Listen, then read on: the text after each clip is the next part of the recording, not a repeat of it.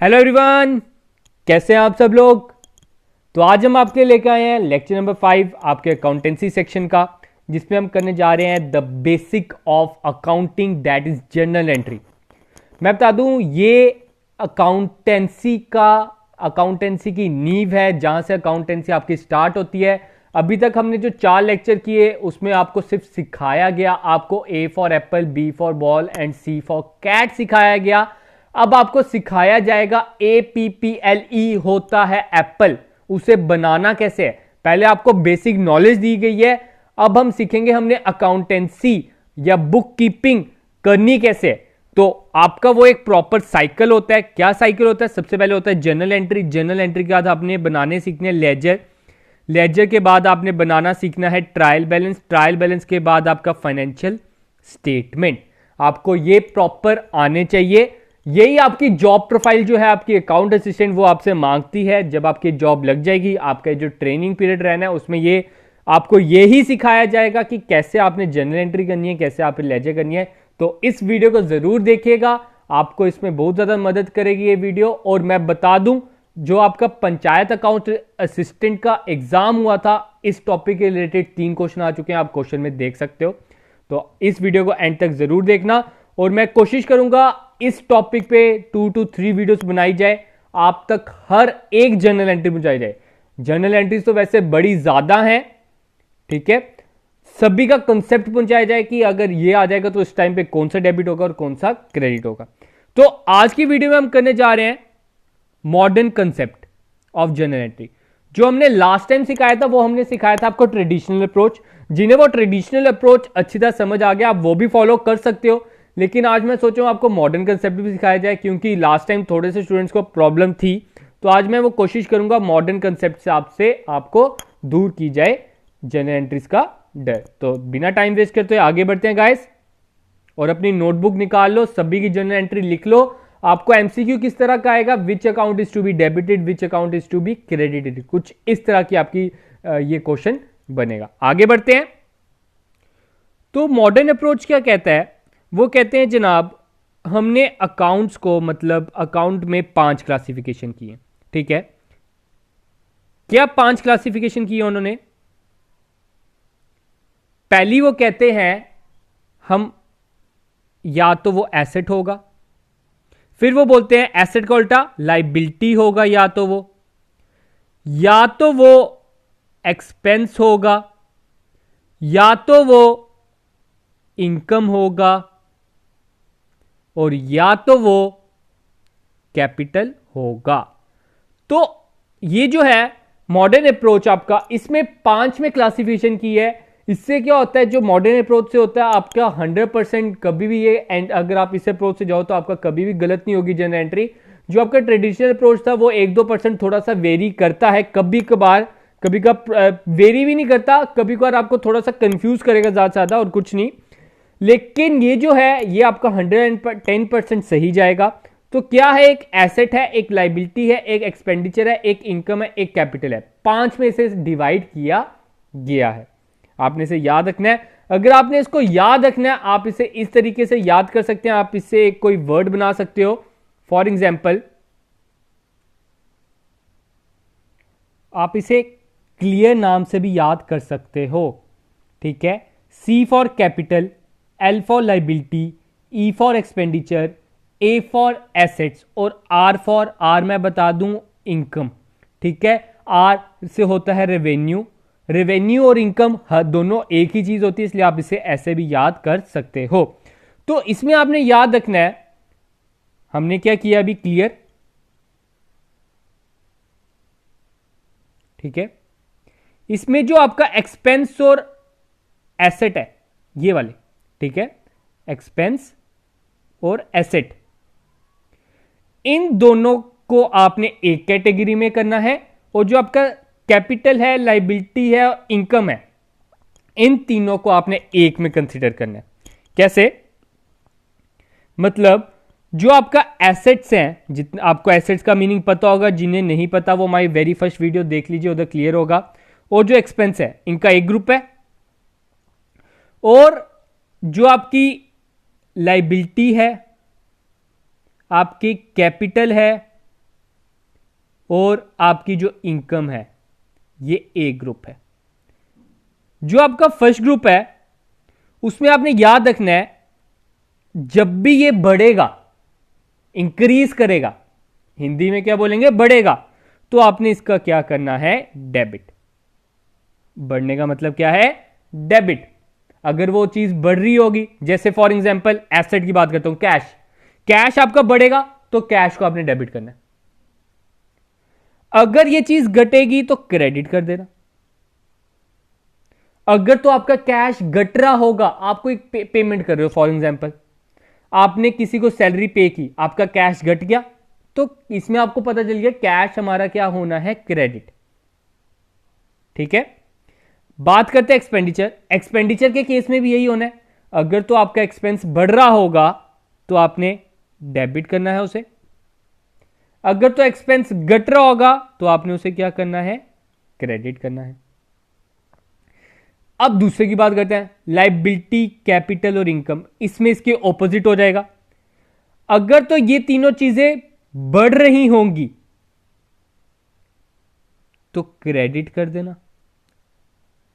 बढ़ रही होंगी, इधर बढ़ रहा तो डेबिट, अगर लायबिलिटी, कैपिटल और इनकम बढ़ रही होगी तो क्रेडिट कर देना, अगर घट रही होंगी तो डेबिट कर देना। आगे मैं आपको इसकी प्रैक्टिस कराऊंगा इसी वीडियो में, आपका अपने आप सारा डाउट खत्म हो जाएगा। बस आप इसे नोट डाउन कर लीजिए कि जब जब एसेट और एक्सपेंस आपका बढ़ेगा तो डेबिट, जब जब घटेगा तो क्रेडिट। लायबिलिटी, कैपिटल, इनकम जब जब बढ़ेगी तो क्रेडिट और जब जब घटेगा तो डेबिट। आगे पूरा क्लियर हो जाएगा, तभी मजा आएगा अगर आपको इन चारों के बारे में पता है।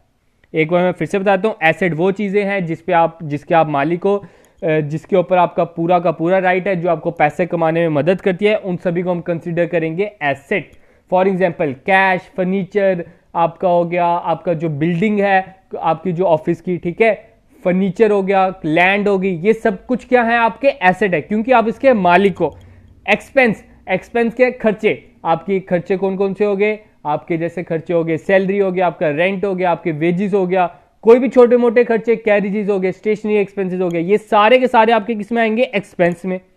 लायबिलिटी क्या होता है, लायबिलिटी का दूसरा नाम है टेंशन, जिसमें हमें टेंशन होगी, जैसे कि आपने कोई लोन रीपे करना है, वो आपकी होगी लायबिलिटी। कोई क्रेडिटर है आपका, वो क्या हो गया, लायबिलिटी। कैपिटल क्या हो गया, जो पैसा आपने बिजनेस में लगाया है, जो ओनर ने पैसा बिजनेस में लगाया है, उसे हम बोलते हैं कैपिटल। और लास्ट है income. Income is your revenue, जो आपको जहां से पैसा कमाई हो रही है उसे हम क्या बोलेंगे, इनकम। तो बिना टाइम वेस्ट करते हुए आगे बढ़ते हैं और जनरल एंट्री करते हैं। होप कि आपको कंसेप्ट क्लियर हो गया, आपको ये पता चल गया होगा कि कौन सा डेबिट करना हो, कौन सा क्रेडिट। आगे जब हम अपनी प्रैक्टिकल लाइफ में लाएंगे आपको और क्लियर होगा। आपको मैं हर एक टाइप की जनरल एंट्री कराऊंगा ताकि एग्जाम के पॉइंट ऑफ व्यू से हमारी ओर से कोई भी स्टोन अनटर्न ना रहे, आप तक हर एक इंफॉर्मेशन पहुंचे। और अगर आप इसकी प्रॉपर प्रैक्टिस करोगे, कोई बुक को एनसीईआरटी कंसल्ट करोगे तो बेस्ट रहेगा, मैं यही कहूंगा। हम इधर आपको कंसेप्ट दे रहे हैं, प्रैक्टिस आपकी है, मेहनत आपकी है, आप ही की मेहनत आपके लिए रंग लाएगी। हम आपको सिर्फ और सिर्फ गाइड कर सकते हैं। मैं बता दूं तो क्या है, बोल रहा है इंट्रोड्यूस कैपिटल इन कैश। ठीक है, आपको कुछ इस तरह की लाइन लिखी होगी, ठीक है। उधर क्या बोला है, इंट्रोड्यूस कैपिटल इन कैश। आपको पता चल गया इधर हमारे पास दो आ रहे हैं, एक कैपिटल आ रहा है और एक कैश आ रहा है।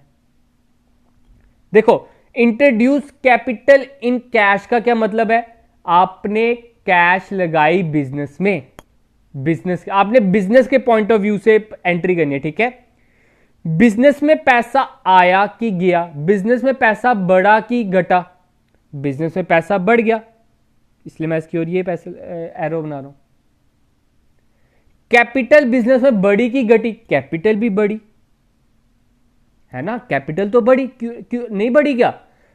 समझ लो मेरा बिजनेस है, ईशान गुप्ता का बिजनेस है, मैं अपने बिजनेस में पैसा लगा रहा हूं, कैपिटल बढ़ जाएगी ना। आईजी कैपिटल कितनी आएगी, अगर मैं 10,000 लगाई, उधर कैपिटल आ जाएगी 10,000, तो कैपिटल भी बढ़ी है, कैश भी बढ़ी है, ठीक है। अब मैंने आपको क्या रूल बताया, आप अगर पीछे वीडियो कर सकते हो उधर आपको पता चल जाएगा। अगर कैपिटल बढ़ेगी तो हमने उसे क्या करना है, क्रेडिट करना है। अगर कैश बढ़ेगा, कैश आपका क्या है, एसेट है, आपको ये पता होगा। अगर नहीं पता फर्स्ट वीडियो देख लो, इस वीडियो पे नहीं आए सीधे। तो कैश अगर बढ़ेगा, एसेट बढ़ेगा, तो हमने क्या करना है, डेबिट करना है। इधर आ गया।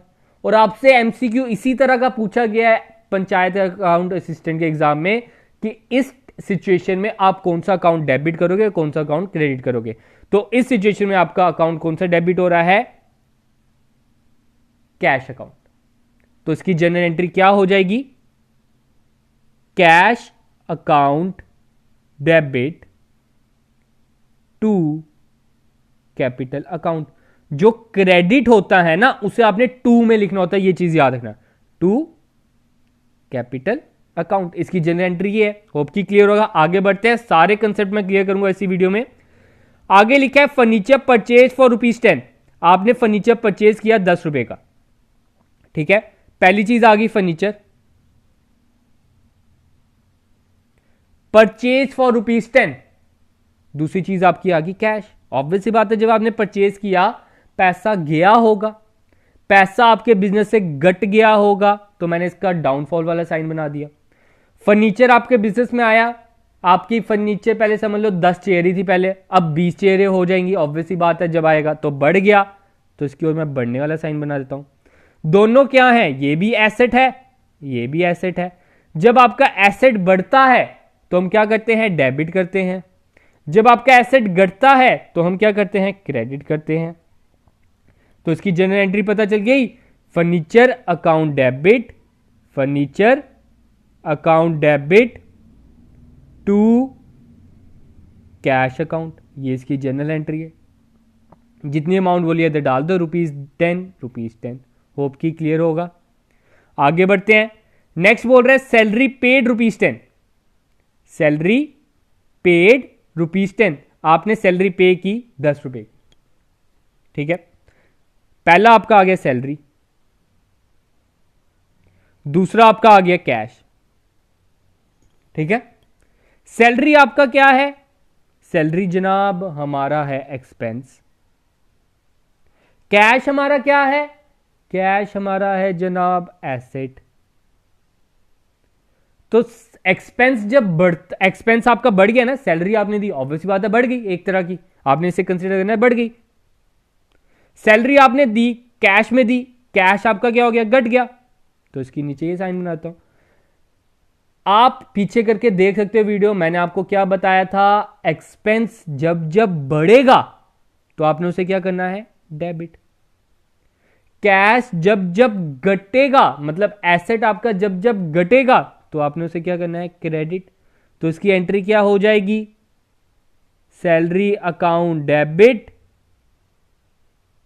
To cash account. होप की क्लियर होगा। आगे बढ़ते हैं। आपके लिए 15 से 20 आपके लिए एंट्रीज है, सब कुछ क्लियर होगा, घबराने वाली कोई बात नहीं है। क्या है अब, goods purchase for ₹10। Goods purchase for ₹10। अब आपने एक चीज इसमें याद रखनी है, आपने जब भी लिखा होगा गुड्स परचेज, हमने ऊपर किया था एक एंट्री फर्नीचर परचेज, तो उसमें आप समझ गए थे फर्नीचर खरीदा तो हम फर्नीचर को कंसीडर करेंगे। इसमें आपका लिखा है गुड्स हमने परचेज किए, ठीक है। तो गुड्स जब भी आप परचेज करते हो, आपने उधर वर्ड यूज करना है परचेज, ना कि गुड्स। गुड्स क्या होता है, जिसमें आप व्यापार करते हो, जिसमें आप डील करते हो। अगर आपका स्टेशनरी का काम है तो आपका गुड्स क्या होंगे, स्टेशनरी, पेन, कॉपी, पेंसिल वगैरह सब कुछ आपके गुड्स है, ठीक है। तो आपने इधर क्या कंसीडर करना है, परचेज को। पहला हम लिख लेते थे परचेज। सेकंड, गुड्स जब आप खरीदोगे क्या जाएगा, पैसा जाएगा। दूसरा क्या आएगा, कैश, ठीक है। परचेज क्या है आपका, परचेज इज योर एक्सपेंस, या आप इसे एसेट भी कंसीडर कर सकते हो, आपकी मर्जी है, दोनों कंसीडर कर सकते हो। ये किसी बुक में आपको एसेट भी दिखेगा। एसेट क्यों, क्योंकि परचेज करने से आपका स्टॉक आया तो हम उसे एसेट कंसीडर करते हैं। लेकिन परचेज को आप एक्सपेंस भी कंसीडर कर सकते हो कि हाँ मेरा खर्चा हुआ, ठीक है। तो दोनों कंसीडर कर सकते हो, दोनों से आंसर सेम ही आएगा, घबराने वाली कोई बात नहीं है। जब जब आपका एक्सपेंस या एसेट बढ़ता है तो हम उसे क्या करते हैं, परचेज आपका बढ़ा ना तो उसे हम करेंगे डेबिट। कैश आपका घटा तो ये आपका है एसेट। एसेट जब जब घटेगा तो हम क्या करेंगे, क्रेडिट। तो जनरल एंट्री क्या होगी, purchase account debit to cash account. Hope की क्लियर होगा। आगे एक और जनरल एंट्री है, इसी से मिलती जुलती है। क्या है, गुड्स परचेज फ्रॉम राम ₹10। ऊपर था गुड्स परचेज फॉर ₹10, इसमें सिर्फ और सिर्फ एक राम एक्स्ट्रा आ गया। तो ध्यान से समझना, ये कंसेप्ट बड़ा इंपॉर्टेंट है। लास्ट टाइम भी बड़ी प्रॉब्लम आई थी स्टूडेंट्स को इसमें। क्या है, देखो आप जब दुकान पे जाते हो, आपका कोई आसपास का कोई जनरल स्टोर होगा जहां पे आपका उधार सिस्टम चलता होगा, आप उधर से कोई उधार करके आते हो, ठीक है, उधर से अगर कोई उधार करके आते हो तो वो जनाब आपका पूछेंगे आपसे नाम, भाई जनाब जी आप अपना नाम बता दीजिए, हम नाम उधर आपका नोट डाउन कर लेते हैं, ठीक है। लेकिन अगर आप उसको पैसा देके आ जाओगे, उधार पे नहीं, नकद पे आप सामान लेके आ जाते हो, तो वो आपका नाम नहीं पूछेगा, उसे सिर्फ और सिर्फ पैसे से लेना देना है, वो आपके नाम से कोई लेना देना नहीं है। तो आपने ये चीज याद रखना है, जब भी आपके जर्नल एंट्री में नाम लिखा हुआ है, कैश नहीं लिखा हुआ, तो समझ जाओ उधर आपकी ट्रांसैक्शन हुई है उधार पर। उधर आपकी ट्रांसैक्शन क्या हुई है, उधार पर। तो ये कौन सा है, क्रेडिट पे है। इधर आपका पैसा नहीं गया क्योंकि इधर नाम लिखा है, नाम को महत्व दो। तो इसमें आप देख सकते हो, पहला तो हो जाएगा परचेज, और ऊपर वाली एंट्री में था एक परचेज दूसरा कैश था, लेकिन इसमें कैश तो गया ही नहीं, इसमें क्या आएगा, राम। और जिससे आप सामान उधार पर खरीदते हो वो आपके कौन होते हैं, क्रेडिटर। अगर वो क्रेडिटर होते हैं हमारे, तो क्रेडिटर हमारे कौन होते हैं, लाइबिलिटी, ठीक है, वो हमारी क्या हुई, लाइबिलिटी। और जब जब लाइबिलिटी बढ़ेगी, लाइबिलिटी हमारी इधर बढ़ रही है ना, तो लाइबिलिटी मतलब हमारी टेंशन बढ़ रही है, राम को हमने बाद में जाके पैसे देने हैं, तो लाइबिलिटी जब जब बढ़ेगी हम क्या करेंगे, credit. Purchase is your expense भी कंसीडर कर सकते हो, एसेट भी। परचेज आपका बढ़ रहा है, एक्सपेंस आपका बढ़ रहा है, तो बढ़ रहा है तो इसे भी ऊपर क्यों डाल देते हैं, डेट इज डेबिट। तो इसकी एंट्री क्या होगी, purchase account debit to Ram account. Cash नहीं होगा, याद रखना, इसमें पैसा नहीं गया, ठीक है। तो 10 रुपए इधर डाल दो, 10 रुपए इधर डाल दो, हो गया हिसाब बराबर।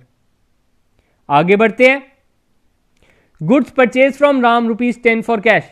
अब सर बच्चे बोलेंगे सर ने बताया था जब नाम आएगा नाम को कंसीडर करना है, तो मैं बता दूं जनाब इधर फॉर कैश भी तो लिख दिया, इसको भी तो ज्यादा महत्व दो। इसका मतलब क्या हो गया, राम से आपने सामान खरीदा लेकिन कैश पर, इधर तो साफ साफ लिख दिया है, तो इस राम का कोई महत्व नहीं रहा।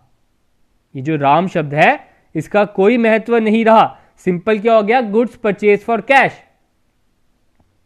तो गुड्स जब आप परचेज करोगे कैश पर, तो इसकी जनरल एंट्री क्या होगी,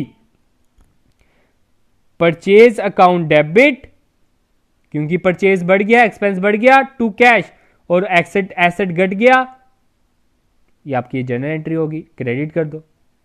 आगे बढ़ते हैं, गुड्स सोल्ड फॉर कैश। अब आपने क्या किया, गुड्स को कैश पर बेचा है। पहले हम परचेज कर रहे थे, अब बेचना भी तो है। परचेज क्यों किया था, मेन मकसद तो उसका यही था, बेचने के लिए। तो अब हमने गुड्स सेल करने हैं। सेल का मतलब अब याद रखना, गुड्स वर्ड नहीं यूज होता, इधर आपका वर्ड यूज होगा सेल, और साथ में कैश, ठीक है। अब सेल को आप इनकम भी कंसीडर कर सकते हो, कई किसी बुक में आपको इनकम मिलेगा और किसी बुक में आपको सेल आपकी इनकम के साथ साथ आपको ये कंसीडर होता हुआ मिलेगा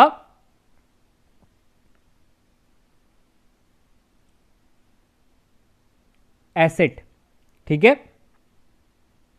सेल वैसे मैक्सिमम में तो आपको इनकम ही मिलेगा, दोनों से आप कर सकते हो, मैं दोनों से करके बता देता हूं, इनकम और एसेट। एसेट क्यों कंसीडर किया, एसेट इसलिए कंसीडर किया कि हमारा जो दुकान पे स्टॉक पड़ा था वो घट गया, ठीक है। जब एसेट घट जाएगा तो हम क्या करेंगे, क्रेडिट करेंगे। इनकम इसलिए कंसीडर की क्योंकि इससे हमारी कमाई हो रही है, तो सेल हमारी इनकम है, इनकम जब बढ़ जाएगी तो हम उसे क्या करेंगे, क्रेडिट। तो दोनों ऑप्शन से ही हमारा क्रेडिट हो रहा है। और कैश, जब भी हम सामान बेचेंगे हमारे पास पैसा आया, एसेट हमारा क्या हुआ, बढ़ गया, एसेट हमारा बढ़ गया, जब बढ़ जाएगा तो हम क्या करेंगे, डेबिट। तो एंट्री क्या हो जाएगी, cash account debit to sales account, cash account debit to sales account. अगर अभी भी कोई भी डाउट है आप उसे कमेंट सेक्शन में लिख दीजिए, मैं आपका डाउट क्लियर कर दूंगा और नेक्स्ट वीडियो में उसको हम कंसिडर करेंगे। नेक्स्ट है goods sold to Radha for ₹10। आपने राधा को सामान बेचा उधार पर। मैंने क्या बोला, नाम लिखा है, नाम को महत्व दो, कैश तो नहीं लिखा इधर। तो इसका मतलब एक जनाब आए राधा और एक हमारा आया sale. Sale is your income. Income जब जब बढ़ेगी हम क्या करेंगे, क्रेडिट करेंगे। इनकम जब जब बढ़ेगी हम क्या करेंगे, क्रेडिट करेंगे। और राधा इज योर, राधा हमारी डेटर है, हमने उसे सामान उधार पर बेचा है। Debtor is your asset. Asset जब जब बढ़ेगा तो हम क्या करेंगे, डेबिट करेंगे। तो एंट्री क्या हो जाएगी, Radha account debit to sales account, Radha account debit to sales account. आगे बढ़ते हैं। Goods sold to Radha for ₹10 for cash. जब आपने राधा को गुड्स सोल्ड किए 10 रुपए के हिसाब से फॉर कैश में, आपके पास क्या आया, कैश। कैश बढ़ गया तो कैश को डेबिट कर दो, टू राधा कर देंगे हम, टू सेल कर देंगे, सॉरी। राधा का तो कोई महत्व ही नहीं रहा क्योंकि इधर साफ साफ लिखा है हमें कोई लेना देना नहीं है राधा से। राधा से पैसे आ गए हैं, हमें कोई लेना देना नहीं है कि किसे हमने उधर बेचा था सामान। आगे बढ़ते हैं, सैलरी पेड। अब क्या आ गया, salary paid. Salary is your expense. Salary आपका एक्सपेंस है, एक्सपेंस आपका बढ़ गया तो हम क्या करेंगे, डेबिट। दूसरा क्या आएगा, कैश। कैश आपका घट गया, cash is your asset. Asset को हम क्या करेंगे, जब जब आपका घट जाएगा, क्रेडिट। तो इसकी एंट्री क्या हो जाएगी, salary account debit, salary account debit to cash account. Hope की क्लियर होगा। आगे बढ़ते हैं। नेक्स्ट है सैलरी पेड टू राम। अब आप बोलोगे सर इधर तो राम लिखा है लेकिन पेड भी तो लिखा है। पेड का क्या मतलब होता है, पे कर दी। तो हमें कोई लेना देना नहीं है, हमने किसको सैलरी पे की है। तो इसकी भी एंट्री सैलरी टू कैश ही रहेगी, ठीक है। हमें कोई लेना देना नहीं, हमने राम को पे की, शाम को पे की। पेड का क्या मतलब होता है, पे कर दी, पेमेंट कर दी। इसका ध्यान रखिए। नेक्स्ट है salary paid ₹10 and salary outstanding ₹20। Salary आपने पे की 10 रुपए की और जो आपकी सैलरी है वो आउटस्टैंडिंग है 20 रुपए की। मोस्ट इंपॉर्टेंट ये हम अभी इसमें आपकी कंपाउंड एंट्री होने वाली है। एक आपका आ गया सैलरी, एक आपका आ गया सैलरी आउटस्टैंडिंग और एक आपका आ गया cash. Salary is your expense. Expense जब जब बढ़ेगा तो हम क्या करेंगे, डेबिट। इसको हमने क्या करना है, डेबिट करना है। Salary outstanding. सैलरी आउटस्टैंडिंग क्या है, मैंने आपको बताया था, it is your liability. Liability भी आपकी बढ़ गई। लाइबिलिटी जब जब आपकी बढ़ेगी तो हम क्या करेंगे, क्रेडिट, ठीक है। और तीसरा ऑप्शन क्या रह गया, तीनों मैं फिर से लिख लेता हूं। सैलरी को हमने क्या करना है, डेबिट, क्योंकि सैलरी बढ़ी है। फिर सैलरी आउटस्टैंडिंग आपकी है लाइबिलिटी। लाइबिलिटी आपकी क्या हुई, लाइबिलिटी आपकी घट गई, सॉरी बढ़ गई। तो बढ़ने का क्या मतलब है, क्रेडिट। फिर आता है कैश। कैश आपका गया, एसेट आपका घट गया। जब आपका एसेट घट जाए तो हम उसे क्या करते हैं, क्रेडिट। तो इसकी जनरल एंट्री क्या हो जाएगी, इसकी जनरल एंट्री होगी salary account debit, salary account debit to salary outstanding to cash account. इसमें टू दो हुए, क्रेडिट दो अकाउंट हुए। देखो आउटस्टैंडिंग कितनी है, आउटस्टैंडिंग हम डालते थे हैं 20, कैश कितना दिया हमने 10, तो टोटल सैलरी हमने असली में देनी थी 30 रुपए। तो इसका आपने ध्यान रखना है, हमने रूल पढ़ा था ना, for every debit there should be every equal credit. तो इधर आपका इसका भी ध्यान रखना है। तो दोनों का अमाउंट इस प्रकार आएगा। आगे बढ़ते हैं। मोस्ट इंपॉर्टेंट है ये, मशीन परचेज, इसके रिलेटेड आपको एमसीक्यू आ चुका है पंचायत अकाउंट असिस्टेंट के एग्जाम में। क्या है? Machine purchase for ₹450 and ₹50 paid for installation. आपने मशीन परचेज की है 450 की और 50 रुपये आपने इंस्टॉलेशन में पे किए हैं। तो मैं बता दूं, जब भी आप कोई एसेट खरीदते हो, मशीन हो गया, लैंड हो गया, आपकी मशीनरी होगी, बिल्डिंग होगी, ये सारे के सारे इनके ऊपर जो भी आपका खर्चा होता है, ठीक है, इसके ऊपर कोई भी खर्चा होता है वो आपने इसी में कंसीडर करना है। फॉर एग्जाम्पल, आपने कोई सोफा खरीदा, सोफा आपने खरीदा है 25,000 का, उसके ऊपर आपका ऑटो का खर्चा हो गया। सोफा तो आप अपने हाथों में उठा के लेके नहीं आओगे घर पे, उसके ऊपर आपका ऑटो का खर्चा हो गया 1,000 रुपए।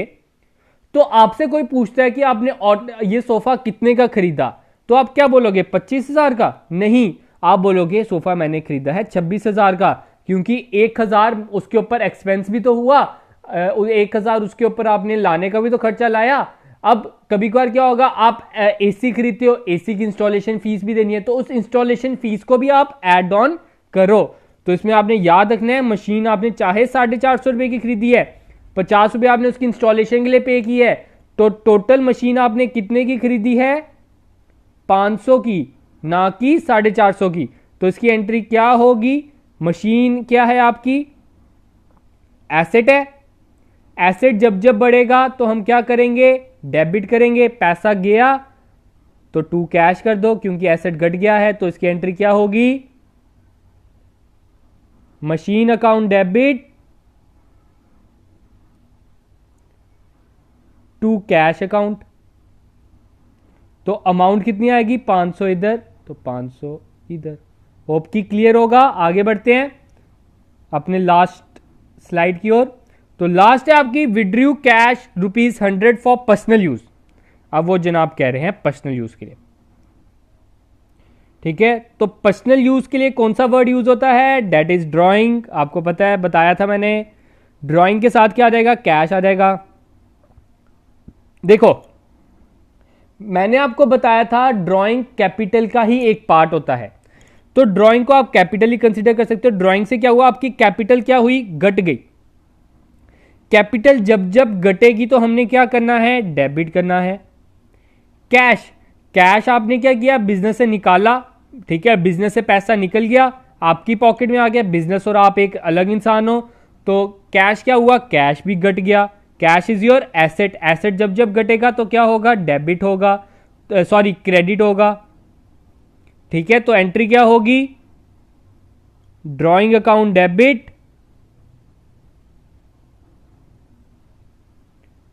To cash account. होप की क्लियर होगा।